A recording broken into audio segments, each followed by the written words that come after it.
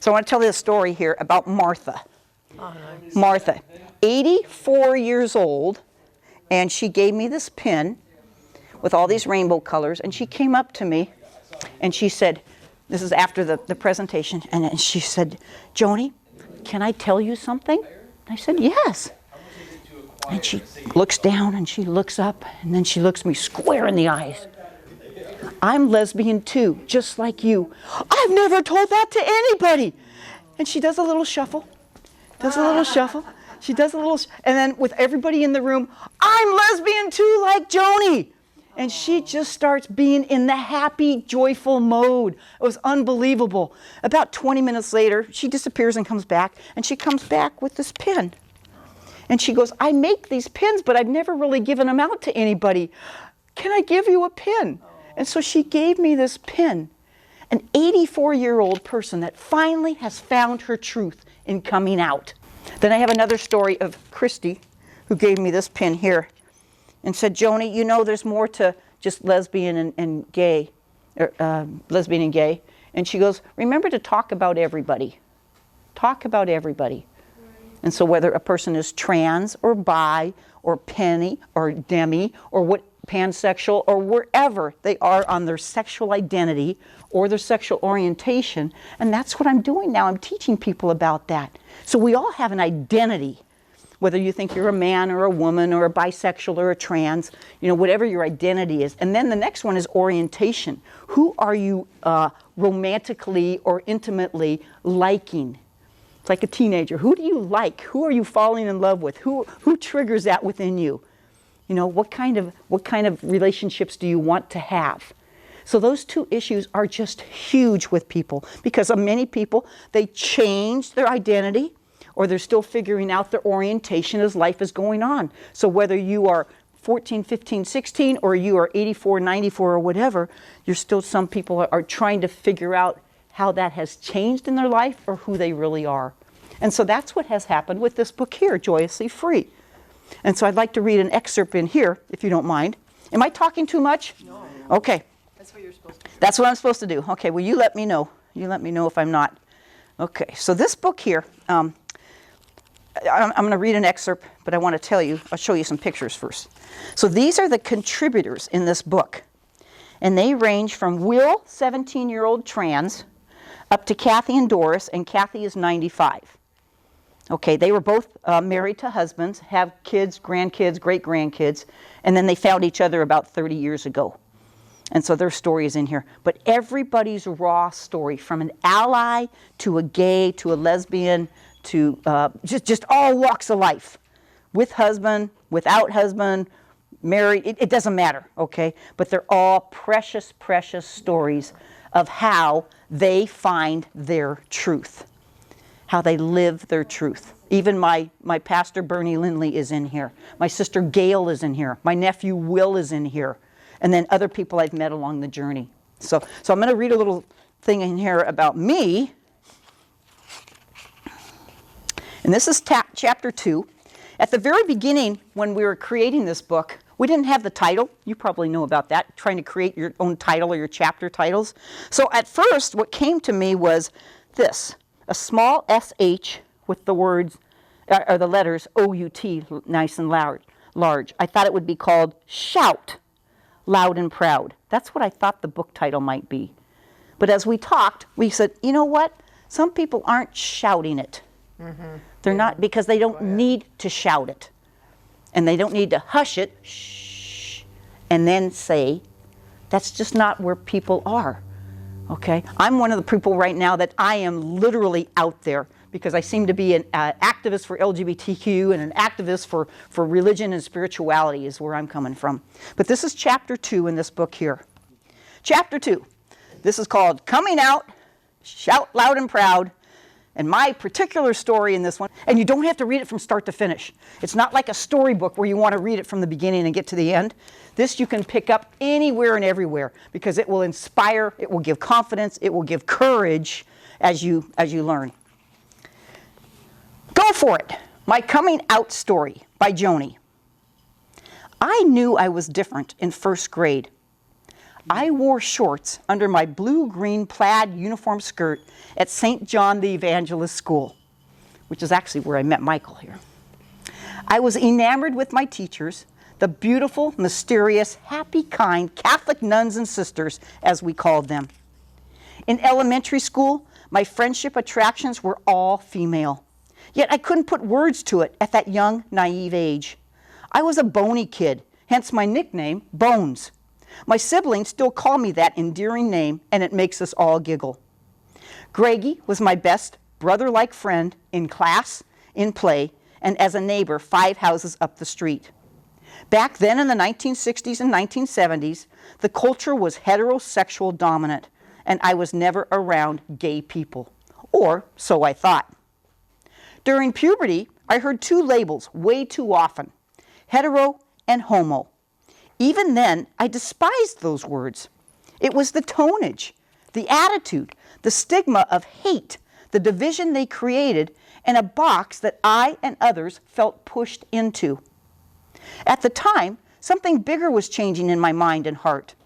I was learning and having feelings about prejudice on a personal level regarding my sexual orientation and sexual identity. Later, words formed around those feelings, straight and gay. Either way, I was coming out to myself, knowing I was different and beautiful and riding a roller coaster of teen hormonal emotions. Little did I know that at this young age, I was growing in strength and character and would have another name, a label, a stereotype attached to me in the future, a lesbian. In my gut, it felt terrible, hurtful, and wrong when I heard people say it by stressing the les in lesbian, placing hard negative emphasis on the first syllable. People did the same with homosexual, stressing the homo. Yet at the same time, this is my first time coming out to myself.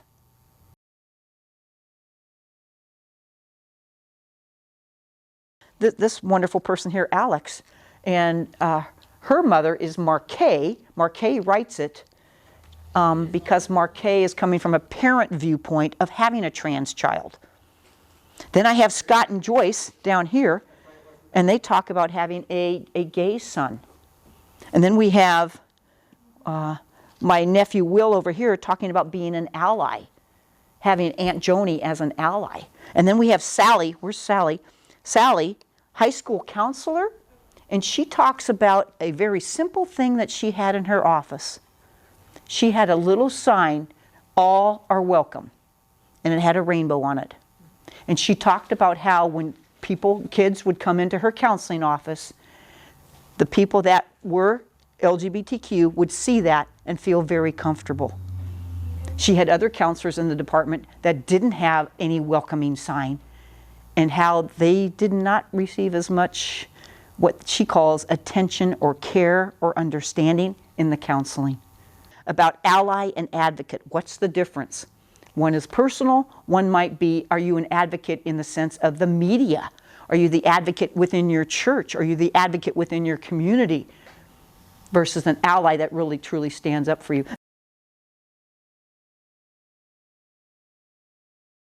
And that leads me to the next book.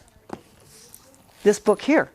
Okay, so we got the LGBTQ issues. Now let's deal with the religion and spirituality issues. And are they connected? To me they are. To me they are. I thought, oh yuck. In my heart, I wanted to hold hands with Susan and Terry and Kathy. They're all girls. I kept that secret to myself, hugging and kissing my large stuffed tiger Henry night after night, thanking Jesus in my silent prayers for making me me. I knew deep down that I was okay, that I was wonderfully made, and that Jesus would always take care of me. So that's the beginning of my coming out. Have you ever been somewhere in life where you couldn't put words on the emotions and the feelings that you've had happen? Mm-hmm. Yeah, and this is how this book relates to people. You may not have to be lesbian to like this book, but you'll connect. I believe that our God is so loving and kind that our God calls each of us to a ministry for God's will. And it may sound crazy to you, but I believe that. You know, I don't think God just says, hey, only this kind of person can become a priest, only this kind of person can become a nun, only this kind of person can be a business owner. I think God takes care of all that with no doubt. Find your spiritual path. Sexism in religion. My title was, let's make it an equal playing field. Escaping oppression. In many churches, escaping oppression. Erase brainwashing, shame, and guilt. Religious leaders and the business of religion. I call it, follow the money, honey. Chapter 5, marriage and death, eternally yours. I call it, widows and orphans and quails. Okay, that's an interesting one. Then we have hypocrisy. And I call it, please, practice what you preach. How about forgiveness? How about prayer? Go within to find your answers. Let it be. Sounds like our conversation today, Michael. So what churches celebrate LGBTQ? What churches do not celebrate LGBTQ? And we name it. We call it what it is. I name that chapter, when you least expect it, rainbows appear. How about the chapter of trusting in God's timing? Serendipitous, inexplicable, and miraculous moments. And then the last one, tips, tools, and rituals for healing religious hurts. I call it, oh my God, I've been healed. And then we have the stories of 17 people and their contributors. One is Father James Martin, if you follow the Catholic Church. He's the #1 LGBTQ priest ministry-wise with Pope Francis. And he lives in New York City. And he's a friend of mine as well. And so he wrote an excerpt on the back of the cover, and he's got an article in here. He runs America Media, which is a huge Catholic press communications. So there's a newsletter and there's podcasts and all kinds of things. So, oh, speaking of Pope Francis, I have to tell you that story. Oh, okay, I'll come back to healing religious hurts. Let me go to this one. I was so excited with this book. I've sent it to almost everybody that you can think in the big world, like President Biden. I sent it to President Biden. He wrote me back a personal letter. That was really cool. I sent it to Pope Francis.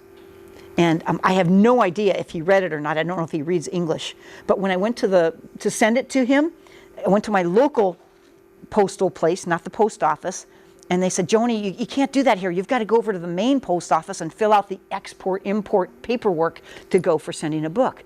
So I go over to my main post office in Brookings, Oregon, and I'm at the counter there, and I said, I'd like to mail this. And I got it all packaged up and everything to Pope Francis. I said, what paperwork do I need to complete? They give me a stack. It's like this big. And she says, step over to the side here, press hard, and fill out every single thing. And I'm looking at it, and it's such small lines and spaces to put information in, if you've ever done that before. And so I stepped over to the side, and I look at it, and I go, oh boy, last name of recipient. I'm like, I don't have my phone on me. I'm going, what is the Pope's last name? And she told me it's got to be detailed, it's got to be accurate. I turn around to everybody in the room there, in line to go up to the counter. Does anybody know the Pope's last name? Heads are shaking. They're looking at me like, what is she doing? You know, and really nobody knows. I'm thinking, well, maybe somebody would get on their phone or something and help me out. I go, okay, no one's responding. I go back and I put Pope. And then it says first name. But that's not, I don't know if he goes by, I don't know if that's his legal, I don't know. And so I said, do you think Francis is the first name? And so they're like nodding their heads. So I come back and I put down Francis. So anyways, it was about a 15-minute episode of me communicating or trying to communicate with people in there to get the answers to fill it all in. It was hilarious. It was hilarious. And so anyways, my vision was when I sent this in March 21st. Book was produced March 19th. March 21st, I'm at the post office sending it to him. So December comes around. This is December 19th, 2023. All of a sudden, my phone, my computer, emails, I am being flooded. Did you hear what happened? Did you hear what Pope Francis did? And I'm like, no, what did he do? He just allowed Catholic priests to bless a gay person. And the question was, is he blessing the union of a same-sex couple, or was it an individual that he was giving permission for the priest to bless? And so it's still under debate. Would you believe that? But my phone was flooded. So what I imagined was that I think this book had something to do with it. I really do. I think that somehow this book got circulated around to this cardinal's office and this cardinal's desk and into this priest's hand. I think that even if you don't read English, but maybe they don't, I think they'll get the picture that love always wins.